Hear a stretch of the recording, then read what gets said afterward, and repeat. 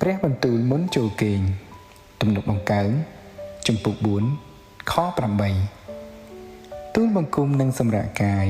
ហើយដេកលក់ទៅដោយសេចក្តីស្ងប់ត្បិតអោព្រះយេហូវ៉ាអើយមានតែទ្រង់ទេដែលប្រោសឲ្យទូលបង្គំនៅដោយសុខសាន្តត្រានបានរីឯពេលយប់ជាពេលដែលមនុស្សជាច្រើនមានទុក្ខកង្វល់មានភាពនឿយហត់និងគិតច្រើនអំពីថ្ងៃស្អែកប៉ុន្តែស្ដេចដាវីតបានប្រាប់ថាសេចក្តីសុខសាន្តត្រានពិតប្រាកដមិនមែនមកពីការដោះស្រាយបញ្ហាទាំងអស់ឲ្យរួចនោះទេតែមកពីការទុកចិត្តលើព្រះវិញពេលយើងប្រគល់ទុក្ខកង្វល់ទាំងអស់ទៅក្នុងព្រះហស្ថរបស់ទ្រង់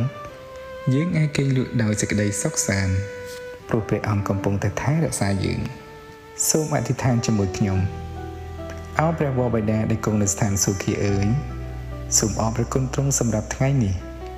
សូមទ្រង់អភ័យទោសអំពើខុសឆ្គងរបស់ទូលបង្គំផងសូមប្រទានសេចក្តីសុខសាន្តដល់ចិត្តទូលបង្គំនិងការពារក្រុមគ្រួសាររបស់ទូលបង្គំក្នុងរាត្រីនេះកូនសូមថ្វាយការទូលសុំទាំងអស់នេះដាក់ក្នុងព្រះនាមនៃព្រះម្ចាស់ព្រះយេស៊ូវគ្រីស្ទអាមែនសូមព្រះអង្គម្ចាស់ប្រទានពរការសម្រាប់ដល់សុខសាន្តនិងការពារអ្នកពេញមួយយប់